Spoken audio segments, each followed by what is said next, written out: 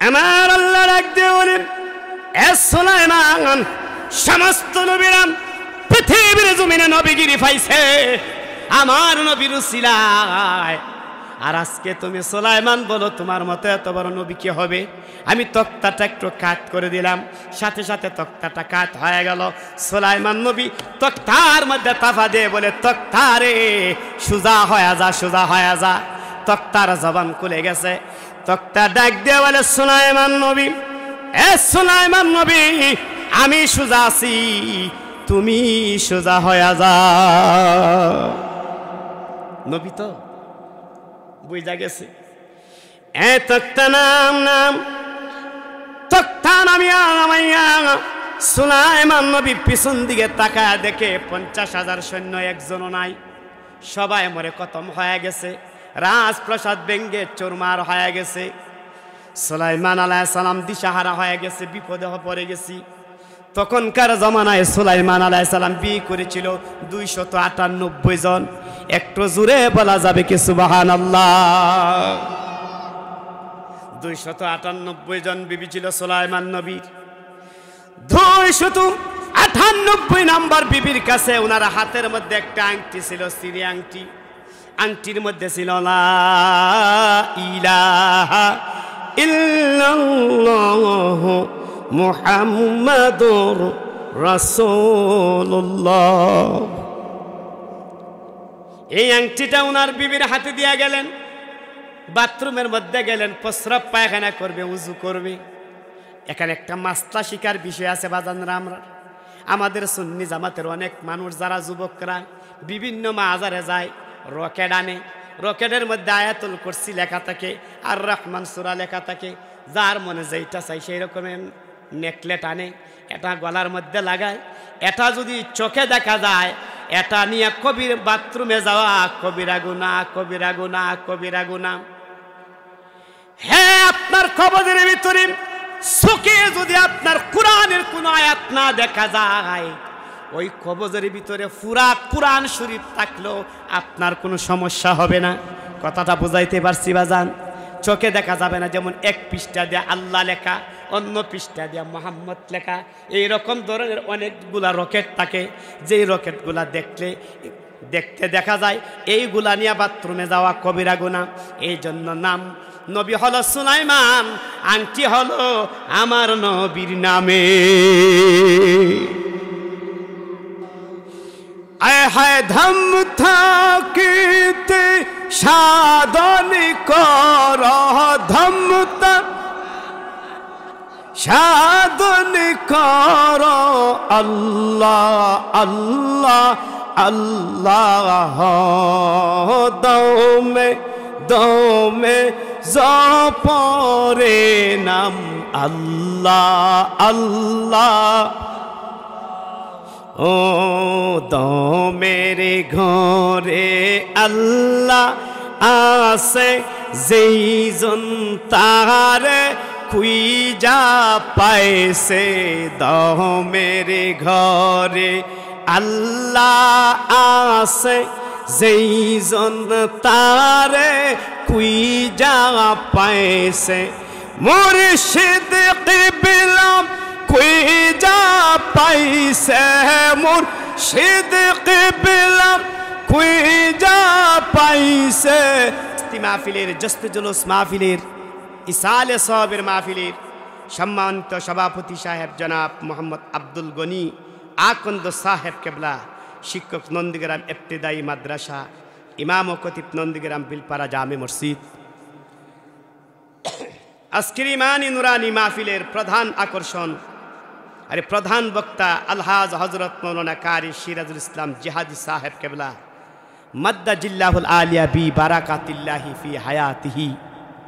শিক্ষক, রাগবপুর রহমানিয়া ডিগ্রি মাদ্রাসা সদর ময়মনসিংহ। বিশেষ বক্তা হজরত মৌলানা মুফতি এখলাসউদ্দিন নূরি সাহেব, ইমাম গুজিখা কেরামতিয়া জামে মসজিদ গৌরীপুর ময়মনসিংহ। বিশিষ্ট সমাজসেবক ও ব্যবসায়ী, প্রধান অতিথি যিনি আমার পূর্বে আলোচনা করেছিলেন, হাফেজে কোরআন, বাংলাদেশের শীর্ষস্থানীয় কোরআনের প্রতিযোগিতার অন্যতম একজন, যিনি কারি হাবিবুল্লাহ বেলায়েত বেলালী সাহেবের সাথে প্রতিযোগিতা সম্পন্ন ব্যক্তিত্ব আলেমে দিন হজরতুল আল্লামা হজরত হাফেজ আজিজুল হক সাহেব, সিনিয়র সদস্য ময়মনসিংহ উত্তর জেলা বিএনপি। আমন্ত্রিত আজকের বিশেষ অতিথি জনাব SM দুলাল সাহেব, জনাব মোহাম্মদ কাইয়ুম সাহেব, জনাব হাবিবুল্লাহ মরল সাহেব। মাহফিল পরিচালনায় আলহাজ হজরত মোহাম্মদ রফিকুল ইসলাম কেশিয়ার অত্র মসজিদ। আমন্ত্রিত উলামায়ে কেরাম, সম্মানিত মুরব্বিয়ানে আযম, আমার যুবক ভাই বন্ধুগণ, পর্দার আলের পর্দানেশী ওবলা সরলা মা ও বোনেরা আমার, আপনারা যে যেখান থেকে উঠছেন, আপনাদের সকলকে আমার মনের মণিকুটা থেকে, অন্তরের অন্তরস্থল থেকে, হৃদয়টাকে উজাড় করে আমি আবার সালাম দিলাম। আসসালামু আলাইকুম ওয়া রাহমাতুল্লাহি ওয়া বারাকাতুহু। আজকের ইমানি মাহফিলে, নুরানি মাহফিলে, বেহেশতি মাহফিলে আসতে পেরে, বসতে পেরে খুশি না বেজার? আওয়াজ দেয়া বলেন খুশি না বেজার? সবাই চিৎকার মেরে উচ্চ আওয়াজে আমার মনিবকে খুশি করার জন্য একবার পড়ি আলহামদুলিল্লাহ। মুআজ্জাজ মুহতারাম, রাত্র বেশি হয়ে গেছে, প্রায় 11:35 উপরে বেজে গেছে। আপনারাও কাজকর্মের রত্র, আর আমারও 4 ঘন্টা জার্নি করে আসছি, আবার 4 ঘন্টা জার্নি করে যেতে হবে। তো বেশি সময় নষ্ট করব না আমি আপনাদেরকে। আমার এলেম কালাম নাই, ওয়াজ করে যে আপনাদের মন সন্তুষ্ট করতে পারবো সেই ক্ষমতা আমি গুনাহগারের নাই। যিনি মক্কার মতি, মদিনার জ্যোতি, আরবের নবী, করোনার সুবি, নূরে আলম, নূরে মুজাসসম, রহমাতুল্লিল আলামিনের হেডকোয়ার্টার থেকে, ইমানি ভান্ডার থেকে মদিনাওয়ালা এই গোলামের বাচ্চা গোলামকে যদি কিছু এলেম দান করে, তাহলে কিছু বলার আশা রাখি। ওমা তৌফিক ইল্লা বিল্লাহ। আমার মাবুদ যদি আমাকে বলার তৌফিক আর আপনাদেরকে শোনার তৌফিক দান করে, চিৎকার মেরে পড়ি আল্লাহুম্মা। আমি সর্বপ্রথম বেড়া ও ছোটো একটা সূরার ছোট 2টি আয়াত তেলাওয়াত করছি। ঠিক আছে? বিসমিল্লাহির রহমানির রহিম।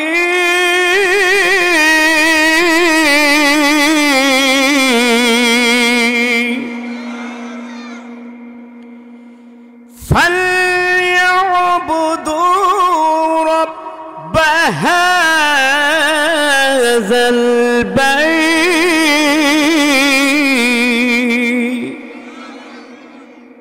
আমার আল্লাহ রাব্বুল আলামিন ডাক দে, ফালইউবুদু, যদি কেউ ইবাদত করে, রব্ব হাযাল বাইত, এই ঘরের মালিকের ইবাদত যদি পৃথিবীর কোনো বান্দা করে, আল্লাযী আত'আমাহুম, পেট ভরে খাওয়ার দায়িত্ব, নিরাপদে পৃথিবীতে ঘুমাইবার দায়িত্ব আমি আল্লাহর হাতে।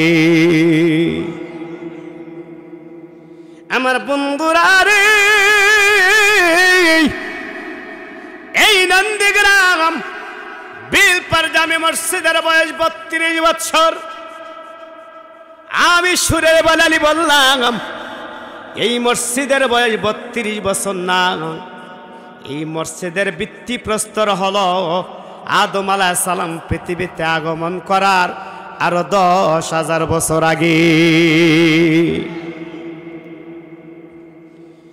আমার বন্ধুরা রে, আদম আলাইহিস সালাম পৃথিবীতে আগমন করার 10,000 বছর আগে আমার আল্লাহ জিব্রাইলের অধীনে লক্ষ লক্ষ ফেরেশতা দিয়ে পৃথিবীর জমিনে পাঠাইলো, যাও রে যাও জিব্রাইল, পৃথিবীর মধ্যখানে আমি আল্লাহ রাব্বুল আলামিনের একটা কিবলা বানাও। আদম আলাইহিস সালাম আসার আগে কিবলা বানাবে জিব্রাইল। পৃথিবীর মধ্যবর্তী জায়গা নির্ধারণ করল জিব্রাইল আলাইহিস সালামের অধীনে। খানা কাবাঘর বানানি তৈরি আরম্ভ হয়ে যাবে। জিব্রাইল ডাক দে বলে, মাবুদ গো,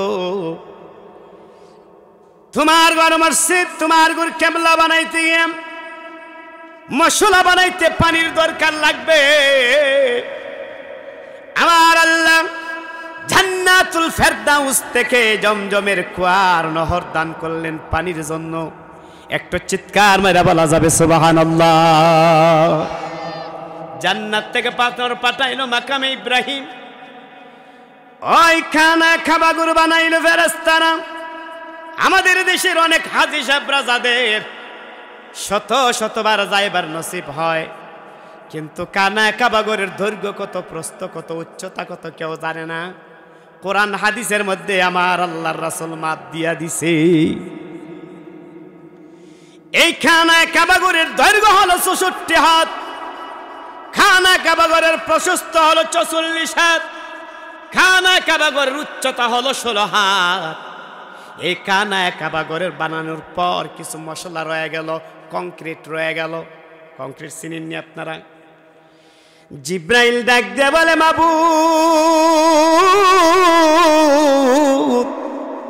এই কংক্রিট গুলি লাগাইবার জায়গা নাই, কোন জায়গার মধ্যে কংক্রিট গুলি লাগাবো? কংক্রিট লাগাইবার জায়গা তো আর কানায় কাবার মধ্যে নাই।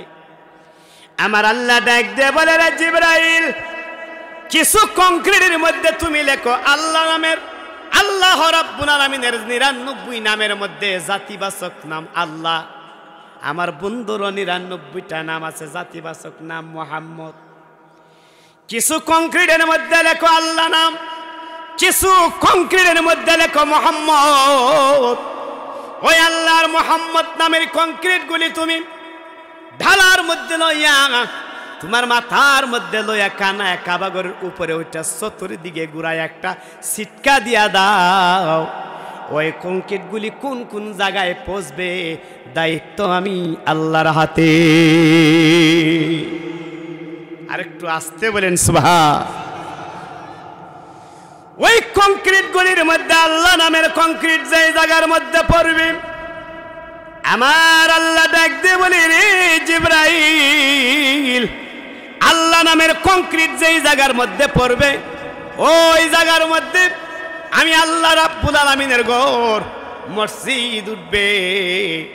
মুহাম্মদ নামের কংক্রিট যেই যেই জায়গার মধ্যে পড়বে ওই ওই জায়গার মধ্যে আমি আল্লাহর বন্ধু রহমাতুল লিল আলামিনের ঘর মাদ্রাসা তৈরি হয়ে যাবে। আমার বন্ধুরা গো, এই খানা কাবাগরের পরে দ্বিতীয় একটা কেবলা হলো ফিলিস্তিন, বাইতুল মুকাদ্দাস। কেডা বানাইছে? আল্লাহর পয়গম্বর সুলাইমান। যেই মসজিদের মধ্যে নামাজ পড়লে ২৫,০০০ রাকাতের সওয়াব পাওয়া যায়। জোরে বলেন সুবহান। কেমনে সুলাইমান বানাইলো মসজিদ? বিপদে পড়লে তো আমরা আল্লাহর নাম লই। আমাদের দেশে কতগুলো মানুষ আছে লা ইলাহা ইল্লা আনতা সুবহানাকা ইন্নী কুনতু মিনাজ জালিমিন বলতে পারে না। ছত্রমায়াদিন উত্তর দিক দিয়ে সাজ আসলে ঠিক অটোমেটিক মুখস্থ হয়ে যায়, বিপদ দেখলে মনে পড়ে যায়, ঠিক না বেটি? আল্লাহর পয়গম্বর সুলাইমান এত বড় একজন বাদশা ছিলেন। মুসলমানদের মধ্যে আমার ভাইজান যখন আলোচনাটা করলো একটু ঠাস দেওয়া যায় বাদশাগিরির, মুসলমানদের মধ্যে দুইজন বাদশাগিরি করছে, তামাম পৃথিবী শাসন করছে। একজন হলো সুলাইমান, আরেকজন হলো জুলকারনাইন। জুলকারনাইন এত বড় বাদশা ছিলেন, তামাম পৃথিবী ১৬০০ বছর পর্যন্ত রাজত্ব করছে। একটু চিৎকার মাইরা বলা যাবে আল্লাহু আকবার। ১৬০০ বছর পর্যন্ত রাজত্বগিরি করলো তামাম পৃথিবীতে। উনার দাফনের কারণে পৃথিবীতে কোনো মুশরিক ছিল না। তামাম পৃথিবী সূর্যোদয়ের জায়গা থেকে শুরু করে সূর্যাস্তের জায়গা পর্যন্ত, সূর্যোদয়ের জায়গা থেকে সূর্যাস্তের জায়গা পর্যন্ত উনি ৬ বার প্রদক্ষিণ করেছে। উনার আল্লাহ একটা মুজিজার ঘোড়া দান করেছিলেন। ওই ঘোড়াটা সামনের দুটা কদম একবারে বাড়াইলে দুনিয়া আর ২৪ বছরের রাস্তা অতিক্রম করত। ১৬০০ বছর পর্যন্ত ঘোড়ার পৃষ্ঠে সওয়ার হয়ে রাজত্ব পরিচালনা করলেন। সুন্দর কাহিনী আছে, সেইখানে যাব না। সুলাইমান কেমনে মসজিদ বানাইলো, মসজিদ কেমনে আইলো, মুসলমানের বাচ্চা হয়া ইতিহাস আমরা জানার দরকার আছে না নাই? আমার বন্ধুরা রে, সুলাইমান আলাইহিস সালাম তামাম পৃথিবীর শাসক, তক্তার মধ্যে সোয়ার হয় তামাম পৃথিবী শাসন করে তক্তে সুলাইমান। এই তক্তাটা কত বড় ছিল? আমাদের দেশের ডিঙ্গি নৌকার সমান তক্তাটা ছিল নাকি? কত বড় ছিল? কোরআন বলছে ওই তক্তাটা 50 মাইল লম্বা ছিল, ওই তক্তাটা 40 মাইল প্রশস্ত ছিল। ওই তক্তার মধ্যে 50,000 সৈন্য বহন করার সিংহাসন ছিল। ছোটখাটো তক্তা, ছোটখাটো তক্তা। কত মাইল লম্বা? 50 মাইল লম্বা, 40 মাইল প্রশস্ত। ওই সিংহাসনের মধ্যে, তক্তার মধ্যে 50,000 সিংহাসন ছিল। প্রত্যেকটা সিংহাসনের মধ্যে 1.5 মণ স্বর্ণ দিয়া সিংহাসন বানানো হয়তো। 50,000 সিট বানিয়ে যায় 75,000 মণ স্বর্ণ লাগছে। এই 50,000 সৈন্য বইতে যায়, এরা কি আমরার মতন 3.5 হাত লম্বা ছিল? প্রত্যেকটা সৈন্য 90 হাত লম্বা ছিল। 90 হাত লম্বা সৈন্যগুলি, প্রত্যেকটা সৈন্য মাপলে আমাদের দেশে 100 থেকে 150 মণ ওজন হইব। এরকম ধরনের 50,000 সৈন্য লইয়া ওই সিংহাসনটা যাইতো কত মাইল? ডিঙ্গির মতো, জাহাজের মতো, বাসগাড়ির মতো চলতো। কেমনে চলতো? আমার আল্লাহ রাব্বুল আমিন কোরআনে ওয়াজ করে, রে পৃথিবীর ইমানদার, এই পৃথিবীর বৈজ্ঞানিকের যুগেরা রকেট বানাইবার আগে আমি আল্লাহ এমন একটা প্লেন বানায় পৃথিবীর মানুষের শিক্ষা দিলাম, যেই প্লেনটার গতি হলো প্রতি চোখের পলকে 50,000 মাইল। কত হাজার মাইল? 50,000 মাইল যেত চোখের পলকে। এই 50,000 মাইলের চোখের পলকের এই গতির সিংহাসনে বয়া সুলাইমান বাহাদুরি করছে। আল্লাহ বাহাদুরি ব্যঙ্গে চুরমার করে দিয়েছে। আয় সুলাইমান, তোর সিংহাসনের কি বাহাদুরি? বাহাদুরি হবে আমার বন্ধু রাহমাতুল্লিল আলামিনের বুরাকে। একটু চিৎকার মেরে বলেন না সুবহানাল্লাহ। কথা বুঝতেছেন আপনারা? একটু গভীরে নিয়ে গেছি। যে মাত্র তক্তার মধ্যে সুলাইমান বসলো, তক্তার মধ্যে সুলাইমান বৈশা চিন্তা করে, আমার মতো এত বড় নবী আর কে হবে? আমার বাবাও নবী দাউদ আলাইহিস সালাম, আমার দাদা নবী, 14 গোষ্ঠী নবী, আমিও নবী, তামাম পৃথিবীর নবী। এত বড় বাদশা আর কে হবে? আমার আল্লাহ ডাক দিয়ে বলেন, এ সুলাইমান, সমস্ত নবীরা পৃথিবীর জমিনে নবীগিরি পাইছে আমার নবীর উসিলায়। আর আজকে তুমি সুলাইমান বলো তোমার মতো এত বড় নবী কে হবে? আমি তক্তাটা একটু কাট করে দিলাম, সাথে সাথে তক্তাটা কাট হয়ে গেল। সুলাইমান নবী তক্তার মধ্যে তাফা দিয়ে বলে, তক্তারে সোজা হয়ে যা, সোজা হয়ে যা। তক্তার জবান খুলে গেছে। তক্তা ডাক দিয়ে বলে, সুলাইমান নবী, এ সুলাইমান নবী, আমি সোজা আছি, তুমি সোজা হয়ে যা। নবী তো বুঝা গেছে। এ তক্তা নাম তক্তা নামিয়া সুলাইমান নবী পিছন দিকে তাকায় দেখে 50,000 সৈন্য একজনও নাই, সবাই মরে খতম হয়ে গেছে। রাজপ্রাসাদ ভেঙ্গে চুরমার হয়ে গেছে। সুলাইমান আলাইহিস সালাম দিশাহারা হয়ে গেছে, বিপদে পড়ে গেছি। তখনকার জমানায় সুলাইমান আলাইহিস সালাম বিয়ে করেছিল 298 জন। একটু জোরে বলা যাবে কি সুবহানাল্লাহ? 298 জন বিবি ছিল সুলাইমান নবীর। 298 নাম্বার বিবির কাছে ওনার হাতের মধ্যে একটা আংটি ছিল, সিরি আংটি। আংটির মধ্যে ছিল লা ইলাহা ইল্লাল্লাহ মুহাম্মাদুর রাসূলুল্লাহ। এই আংটিটা ওনার বিবির হাতে দিয়া গেলেন। বাথরুমের মধ্যে গেলেন, প্রস্রাব পায়খানা করবে, উজু করবে। এখানে একটা মাসলা শিকার বিষয় আছে বাজানরা। আমাদের সুন্নি জামাতের অনেক মানুষ যারা যুবকরা বিভিন্ন মাজারে যায়, রকেট আনে। রকেটের মধ্যে আয়াতুল কুরসি লেখা থাকে, আর রহমান সূরা লেখা থাকে। যার মনে যেটা চাই সেই রকমের নেকলেট আনে, এটা গলার মধ্যে লাগায়। এটা যদি চোখে দেখা যায়, এটা নিয়ে কবির বাথরুমে যাওয়া কবিরা গুনাহ, কবিরা গুনাহ, কবিরা গুনাহ। হ্যাঁ, আপনার কবরের ভিতরে চোখে যদি আপনার কোরআনের কোন আয়াত না দেখা যায়, ওই কবজের ভিতরে পুরা কোরআন শরীফ থাকলেও আপনার কোনো সমস্যা হবে না। কথাটা বুঝাইতে পারছি বাজান? চোখে দেখা যাবে না, যেমন এক পৃষ্ঠা দিয়ে আল্লাহ লেখা, অন্য পৃষ্ঠা দিয়ে মোহাম্মদ লেখা, এইরকম ধরনের অনেকগুলা রকেট থাকে, যেই রকেটগুলা দেখতে দেখা যায় এইগুলা নিয়ে বাথরুমে যাওয়া কবিরা গুনাহ। এই জন্য নাম নবী হলো সুলাইমান, আংটি হলো আমার নবীর নামে। ও আংটি সুলাইমান উনার বিবির কাছে দিয়ে উনি বাথরুমের মধ্যে গেলেন, উজু টুজু করে পবিত্র অর্জন করে আসলেন। আমার মাহবুদের দরবারে তওবা করব, আমার মাহবুদের দরবারে সালাতুল হাজত নামাজ পড়ব। আয়েশা বিবিরে বলে, বিবি গো আমার আংটি দাও। ও বিবি আংটি দাও। বিবি ডাক দিয়ে বলে, আপনি না আংটি একটু আগে নিয়ে গেলেন। আমি কখন নিয়ে গেলাম? আমি কি বাথরুম থেকে নিয়ে গেলাম নাকি আংটি? স্বামী স্ত্রীর একটা ঝগড়া আছে না? আমি কি বাথরুম থেকে আংটি নিয়ে গেলাম? বিবি ডাক দিয়ে বলে, আপনার সুরত দিয়ে আসছেন, বলছে আমি আংটি দিয়া দিলাম। সুলাইমান নবী গভীর ভাবে মুরাকাবা বৈশা দেখে ওনার সুরত দিয়া জিন জাতি আংটি নিয়ে গেছে। আংটি ছাড়া উনি 18,000 মাখলুকাতের কথা বুঝে না, ভাষা বুঝে না, বাদশাহগিরি নাই, রাজত্বগিরি নাই। রাজত্বের মালিককে আওয়াজ দেয়া বলেন, রাজত্বের মালিক কে? আল্লাহ। যাকে আমার ভাইজান আয়াত তেলাওয়াত করছে, কুলিল্লাহুম্মা মালিকাল মুলক। আল্লাহ কাউরে রাখে পাঁচতলায়, কাউরে রাখে গাছতলায়।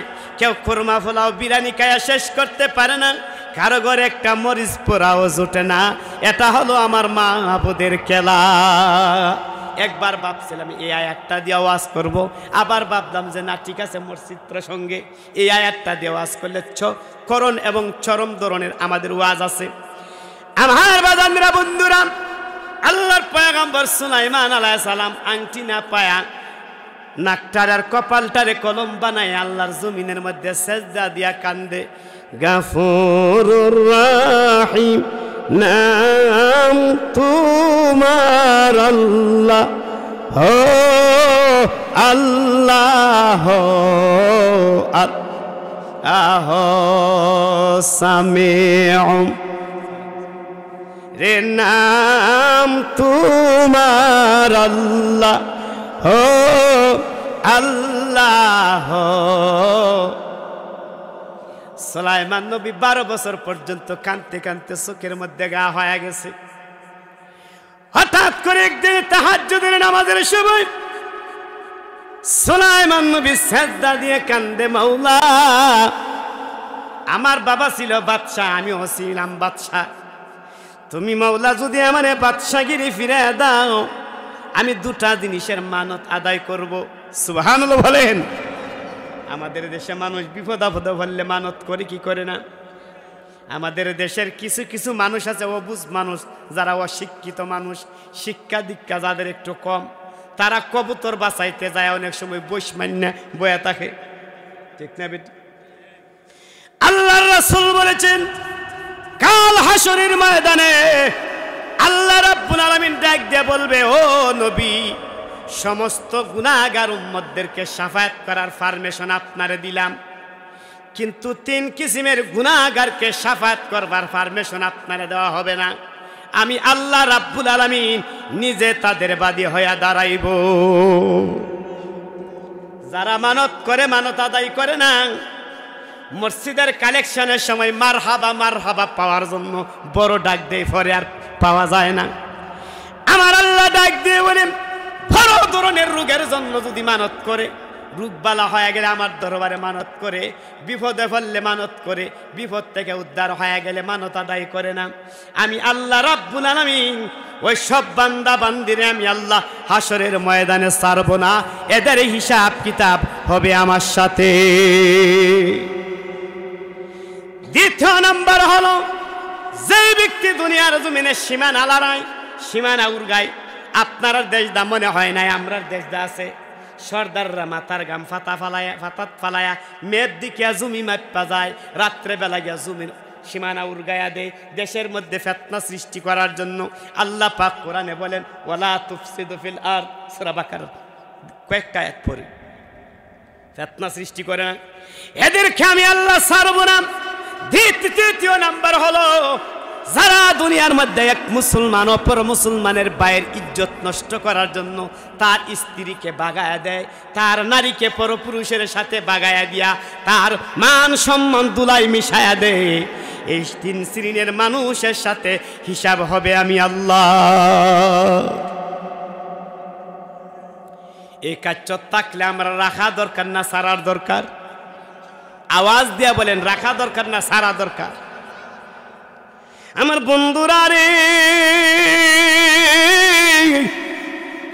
সুলাইমান নবী তাহাজ্জুদের নামাজের সিজদায় পড়ে কাঁদতে কাঁদতে চোখের মধ্যে গা হয়ে গেছে। ডাক দিয়া বলে, মৌলাজি গো, ও আমার মাবুদ, তুমি যদি আমার বাদশাগিরি দান করো আমি 2টা জিনিসের মানত করব। একটা হলো তোমার 18,000 মাখলুকাত যারা পৃথিবীর জমিনে প্রাণী আছে সমস্ত প্রাণীদেরকে আমি সুলাইমান জিয়াফত কইরা দাওয়াত খাওয়াবো। সুবহানাল্লাহ বলে। জিয়াফত একসময় আসিল নি, এখন আমাদের দেশে বন্ধ হয়ে গেছে। বন্ধ করছে আমরা কিছু মুলুবিরা হই, আবার কিছু কিছু ক্ষেত্রে কাচ্চ তো খারাপ আছে। দাওয়াত দেয় 100 জনের যায় বইতে 200 জন সাহেবে দাওয়াত ইজ্জত বাঁচাইতে পারে না, কি করবো? আছে কিনা এরকম? আমার বন্ধুরা, আমার বন্ধুরা গো, আমার আল্লাহ রাব্বুল আলামিন কাশফের মাধ্যমে ডাক দিয়ে বলে, সুলাইমান নবী রে, 18,000 মাখলুকাতের 83,000 আলমের রিজিকের মালিক আমি আল্লাহ।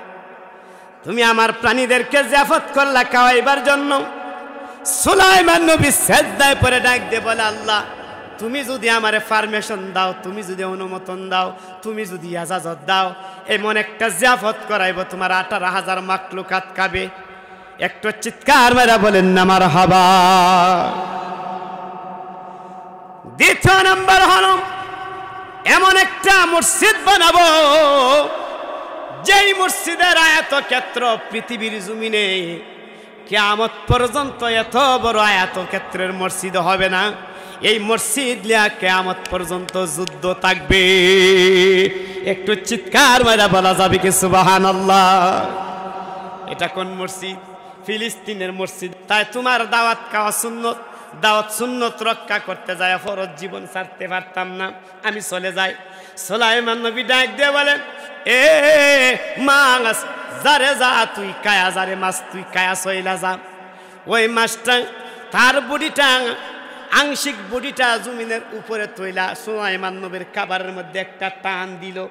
টান দেওয়া মাত্র সুলাইমান নবীর 18,000 মাখলুকাতের খাবার ওই মাছের পেটের ভিতরে ঢুকিয়া গেছে।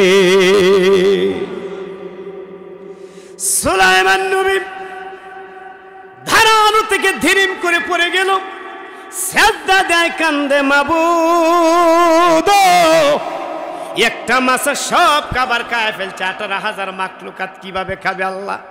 এখন তো আমার ইজ্জত চলে যাবে। আমি সাধারণ সুলাইমান না, আমিও তামাম পৃথিবীর বাদশা। আমার বাবাও ছিল বাদশা, আমার দাদাও ছিল বাদশা। এখন আমার ইজ্জত চলে যাবে, আল্লাহ তুমি আমার ইজ্জত বাঁচাও। আমার আল্লাহ ডাক দিয়ে বলে, আগেই তো বলছিলাম জিয়াফত করতে পারবে না। এ মাওলা, আমি জিয়াফত করছি, তুমি মাওলা রাব্বুল আলামিনের কাছ থেকে অনুমোদন নিছি। আমার আল্লাহ ডাক দিয়ে বলেন, এ সুলাইমান, আমার কাছ থেকে যখন অনুমোদন নিছ, সাহায্য যখন আমার দরবারে চাইছ, নাকটার আর কপালটারে কলম বানাই, আমার জমিনের কাগজ বানাইয়া সাহায্য যখন আমার কাছে চাইছো, সুলাইমান নবী রে, আজ থেকে কিয়ামত পর্যন্ত পৃথিবীর যত মানুষগুলা খাবার খাইবে, যত প্রাণীগুলা খাবার খাইবে, সমস্ত প্রাণীগুলার খাবার আমি আল্লাহ মাটির নিচ থেকে ওঠার ব্যবস্থা করে দিলাম। তোমার সুলাইমানের একজন মেহমান একটা প্রাণী খাইবার আগ পর্যন্ত মাটির নিচ থেকে আমার গায়েবী ভান্ডার থেকে খাবার উঠতে থাকবে। একটু জোরে জোরে বলা যাবে সুবহানাল্লাহ। এখন আমরার খাবার কোথায় থেকে উঠে? দান কোথায় থেকে উঠে? আসমান থেকে না জমিন থেকে? আলো কোথায় থেকে উঠে? আম কোথায় থেকে উঠে? জাম কোথায় থেকে উঠে? কিয়ামত পর্যন্ত পৃথিবীর মানুষ খাবে, আমি আল্লাহ মাটির নিচে রিজিকের ব্যবস্থা করে দিলাম। একটু চিৎকার মেরে বলা যাবে সুবহানাল্লাহ। এখানে আর হাজার হাজার ওয়াজ আছে বাজান। এবার সুলাইমান নবী ঢাক দিয়ে বলে, মাবুদ গো, আমি একটা মসজিদ বানাইতে চাই। আমার আল্লাহ ডাক দিয়ে বলে, বানাও মসজিদ। 72 বর্গ কিলোমিটারের এরিয়া দিয়া মসজিদ বানাইলো। দক্ষিণ দিকে ওয়াল দিল, পূর্ব দিকে ওয়াল দিল, পশ্চিম দিকে ওয়াল দিল, উত্তর দিকে ওয়াল দিল। 72 কিলোমিটারের ভিতরে ওই মসজিদের উচ্চতা দিল 72 হাত। এত বড় উচ্চতা দেয়া 22 লক্ষ জিন ফুরিরে বানাইছে ওইখানের রাজমিস্ত্র। কারণ 18,000 মাকলুকাতের বাদশা তো জিন ফুরিরে বানাইলো রাজমিস্ত্র। 22 লক্ষ রাজমিস্ত্র কাজ করবে। সুলাইমান নবী দাঁড়ায় তাকে 22 লক্ষ জিন ফুরি দেও দানবেরা তারা কাজ করে। মসজিদের কাজ প্রায় কমপ্লিটের কাছাকাছি। এমত অবস্থায় মালাকুল মউত আজরাইল সুলাইমান নবীর সামনে যায় বলে, আসসালাতু আসসালামু আলাইকা ইয়া সুলাইমান। এ সুলাইমান, আপনারা সালাম দিলাম। সুলাইমান নবী ডাক দিয়ে বলে, কে রে? তামাম পৃথিবীর বাদশাহ আমি আমার নাম ধরে সালাম দিলে? আমি খালি শুধু বাদশাহ না, একজন পয়গাম্বর, পয়গাম্বরের ছেলে পয়গাম্বর, আমারে তুই নাম ধরে সালাম দিলে? মালাকুল মউত আজরাইল ডাক দিয়ে বলে, বয়সের পার্থক্য দেখা লাভ নাই। বয়সের পার্থক্য যদি দেখাইতে চান সুলাইমান, আপনার চাইতে আমি লক্ষ লক্ষ বৎসরের বড়। আর আসতে কোন সুবহানাল্লাহ আওয়াজে কইতাছে আপনার। আর আমি ওয়া সারবার টাইম হইছে। এখন আবার কেতা কই? তাহলে একটু আওয়াজটা জুড়ে দিলে আমি বুঝবো আপনারা ঘুমাইছেন না। দুরূদ শরীফ পড়েন, আল্লাহুম্মা সাল্লি আলা মাওলানা মুহাম্মাদ ওয়া আলা সাইয়্যিদিনা মাওলানা। চিন্তা করে দেখো রে মন, রাত্র গভীর নিশীথে মরণ কালে কে যাবে তোর ওই না কবর সঙ্গেতে। আল্লাহুম্মা সাল্লি। মাশাআল্লাহ মাশাআল্লাহ, মহব্বতে মাওলানা মুহাম্মাদ ওয়া আলা সাইয়্যিদিনা মা।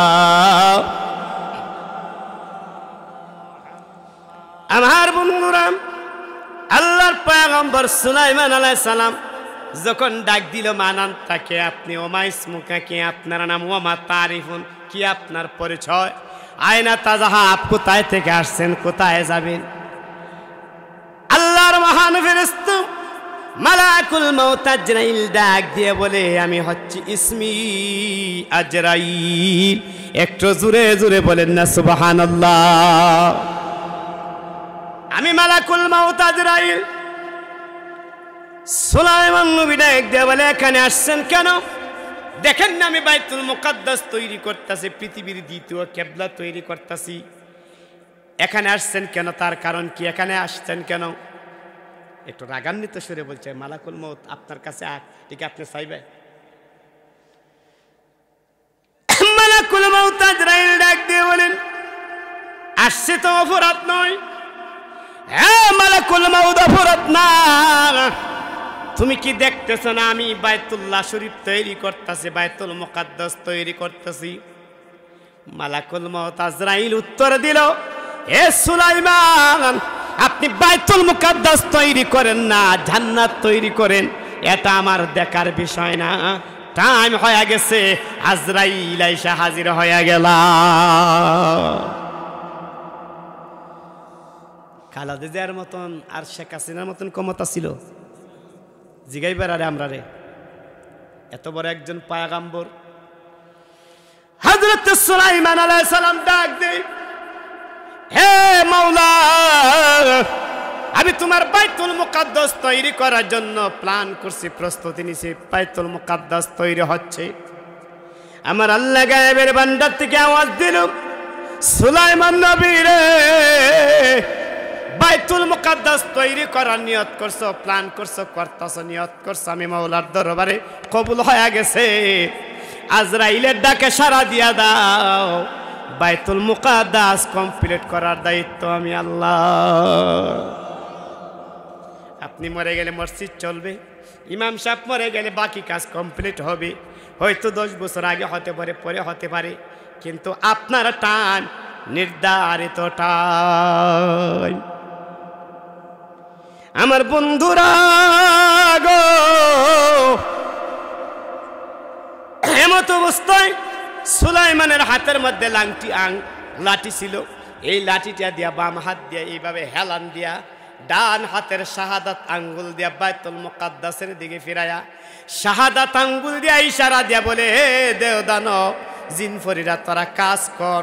কাজ করার ভিতর দিয়া হযরত সুলাইমান আলাইহিস সালামের রূহ আল্লাহ রাব্বুল আলামিনের হুকুমে আজরাইল নিয়ে গেছে।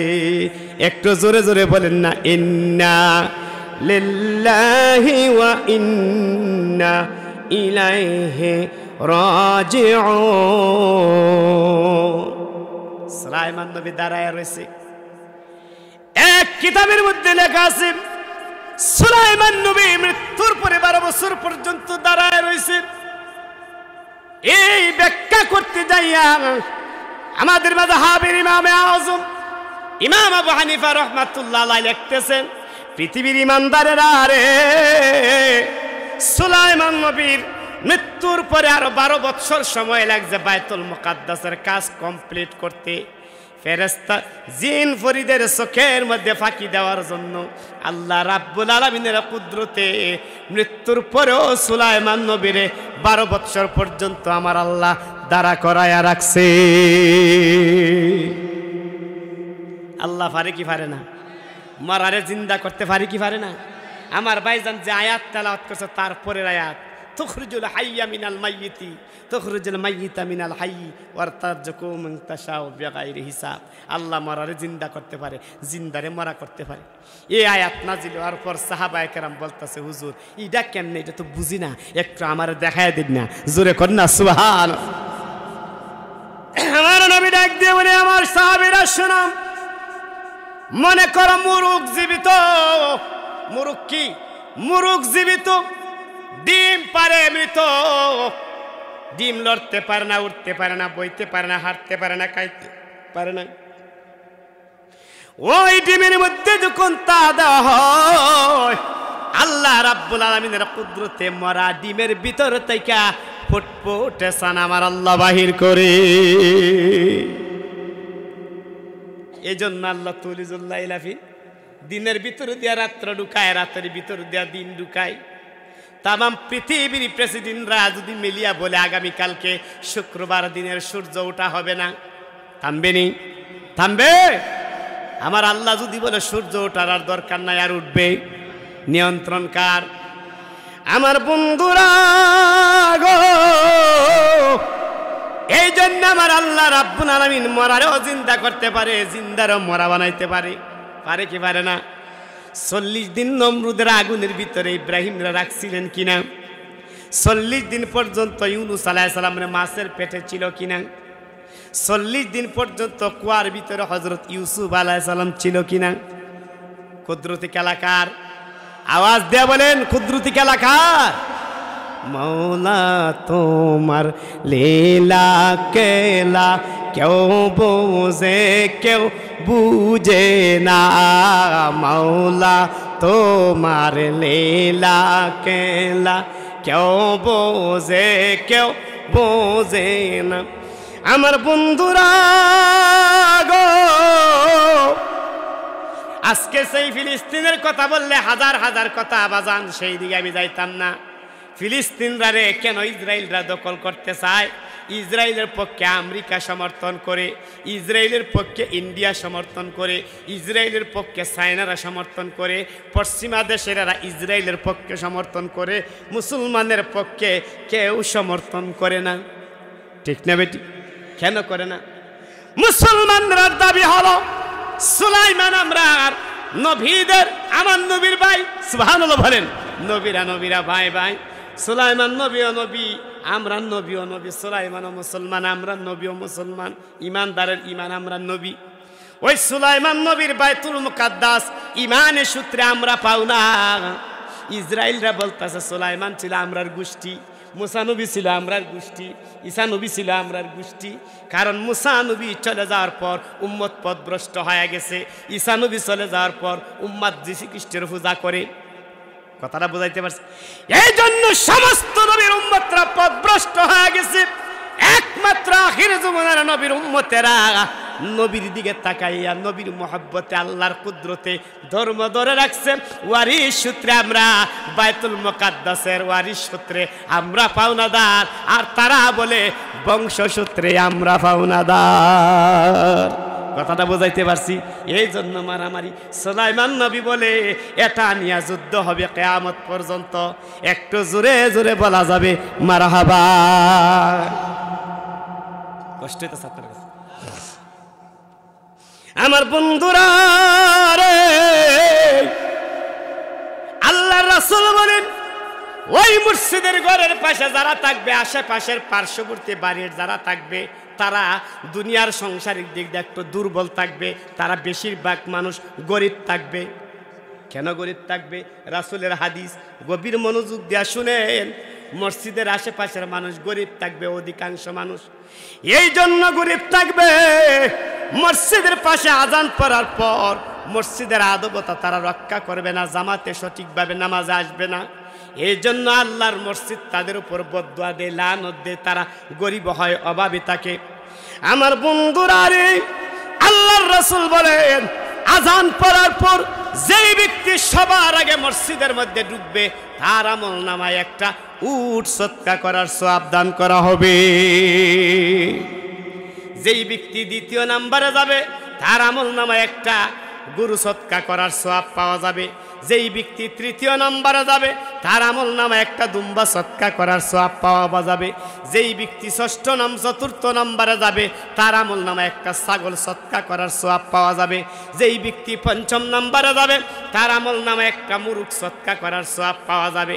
যেই ব্যক্তি ষষ্ঠ নম্বরে যাবে, তার আমল নামে একটা ডিম সদকা করার সওয়াব পাওয়া যাবে।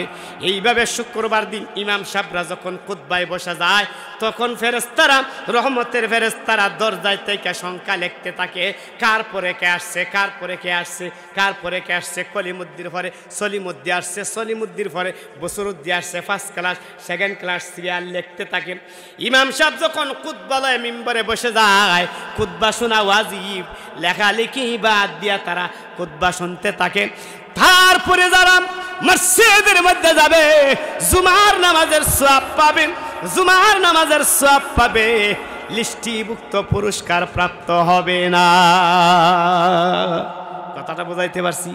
আমরার কাচ্চত কত বালা, 12:30টায় আজান দিছে, যেমনে সময় আছে আর একটু মোবাইলটা ঠিক পেলই। ঠিক না বেটি? আমার বন্ধুরা গো, যেই ব্যক্তি সবার আগে যাবে, মনে করেন সবার আগে একজন যুবক গেল, যুবকের ইবাদতের মর্যাদা আসেনি বাজান? মাথা দিয়া কোন করে মর্যাদা আসেনি? আল্লাহর রাসূল বলেন যুবকরা যদি যৌবন বয়সে একটা সাজদা দেয় আমার মাবুদের কুদরতি পায়, আর বুড়া বয়সে যদি 1000 সাজদা আমার মাবুদের দরবারে দেই, বুড়া বয়সের 1000 সাজদা এক পাল্লায় তুললেন, আর জওয়ান বয়সের একটা সাজদা এক পাল্লায় তুললে, যৌবন বয়সের সাজদার পাল্লা আমার মাবুদের দরবারে ভারী হয়ে যাবে। যৌবন বয়সের সাজদার দরকার আছে কি নাই?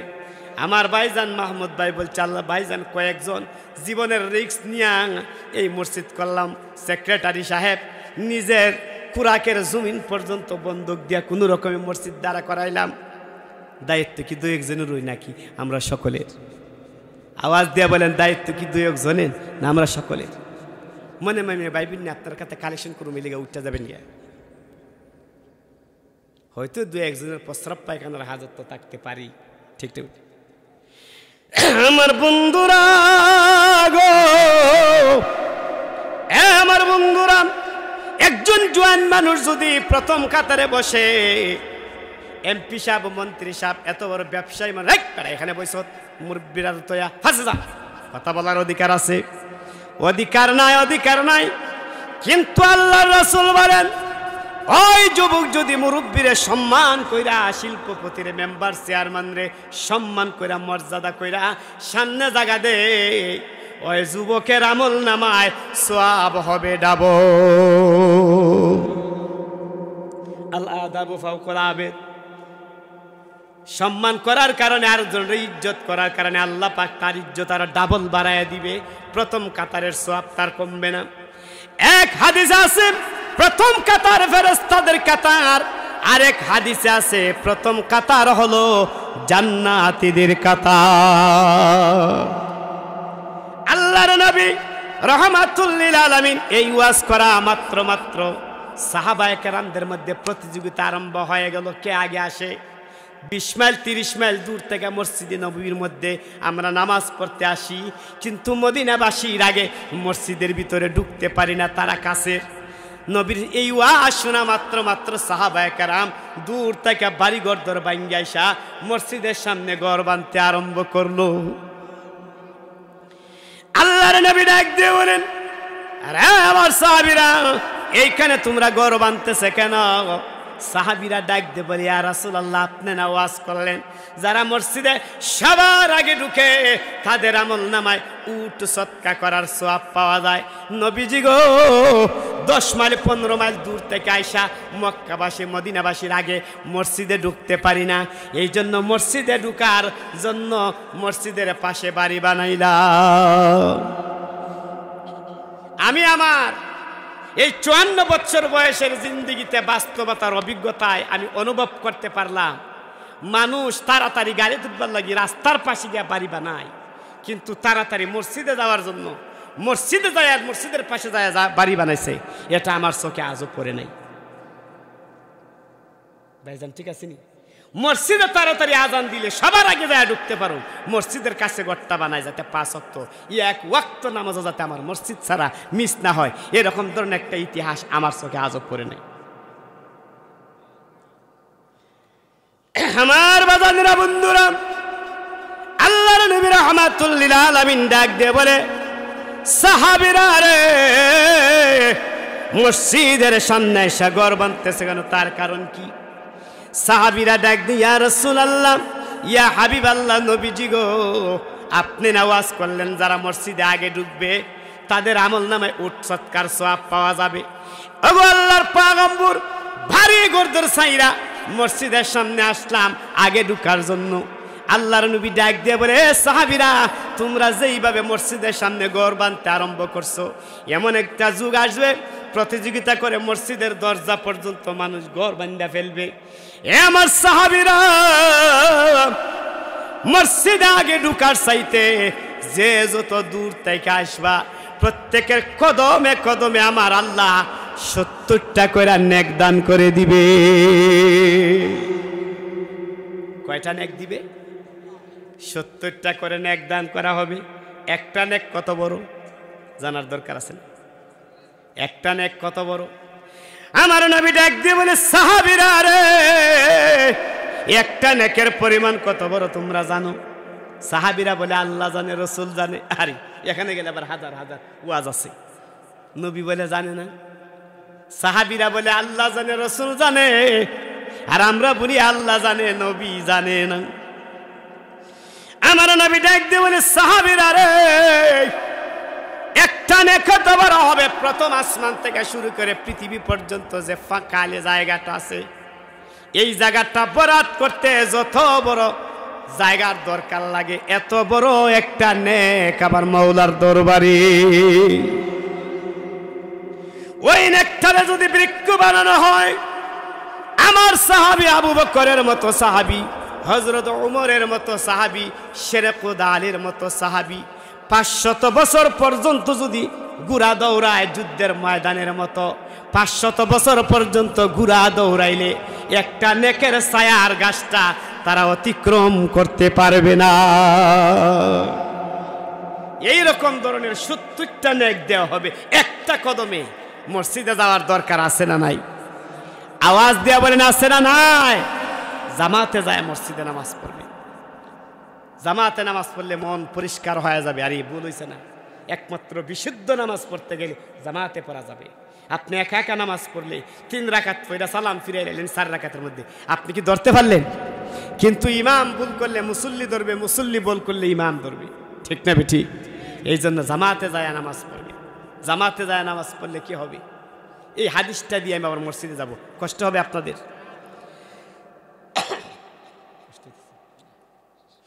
মসজিদে যায় যদি আপনি নামাজ পড়েন, এই নামাজে আপনার কবরের 40,000 বছরের রাস্তা 1 সেকেন্ডের ভিতরে আপনার পরিত্রাণ করে দিবে নামাজে। আপনি যদি নামাজ পড়েন 30,000 বছরের রাস্তা, ফুলসিরাতের রাস্তা নামাজের মাধ্যমে পার হয়ে যাবেন কিছুক্ষণের মাধ্যমে। আপনি যদি নামাজ পড়েন হাসরের ময়দানে 50,000 বছরের রাস্তা পার হয়ে যাবেন নামাজের মাধ্যমে। নামাজি বান্দারা কবরে গেলে কি হবে? আমার বন্ধুরা রে, নামাজি বান্দারা কবরে যাওয়া মাত্র কবরের মধ্যে 2জন ফেরেশতা আসবে, মুনকার এবং নাকির। মুনকার এবং নাকির রে আপনাদের গৌরীপুরের বাজারের মধ্যে, উপজেলার মধ্যে খুঁজলে পাওয়া যাইবনি, জেলার মধ্যে খুঁজলে পাওয়া যাবেনি। তারা দেখছেননি কোনোদিন? মুনকার এবং নাকির এত বড়, পৃথিবী থেকে আসমান পর্যন্ত তাদের বডি হবে, আর তাদের গায়ে তেমন কোনো কাপড় থাকবে না। 72 লক্ষ লুম দ্বারা তাদের শরীরটা ঢাকা থাকবে। দাঁত হবে মারির বাইরে 200 গজ, মারির ভিতরে হবে 200 গজ, 400 গজ লম্বা হবে দাঁতগুলা। নাকের ছিদ্র দিয়া কয়েক ডজন পাহাড় ঢুকে যাবে।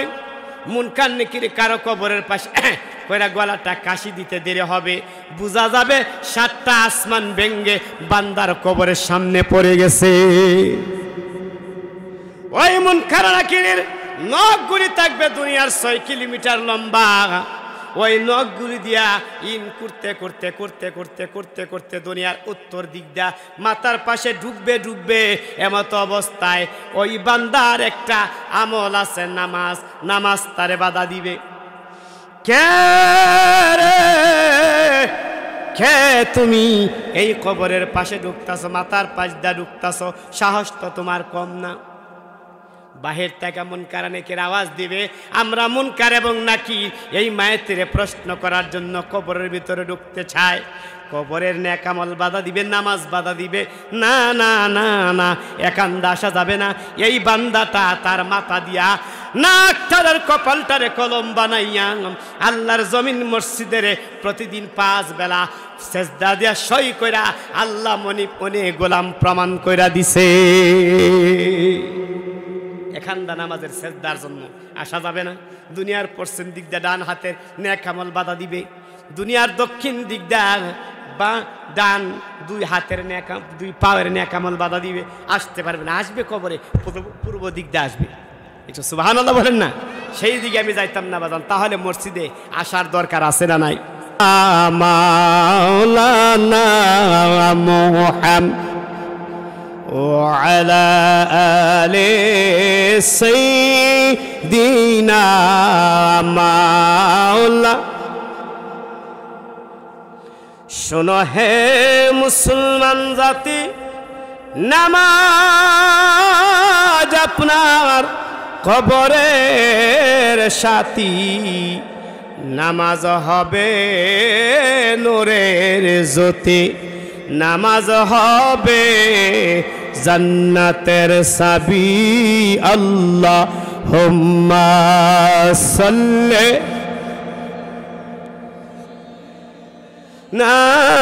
মাওলানা মুহাম্মদ ওয়া আলা আলি সাইয়্যিদিন।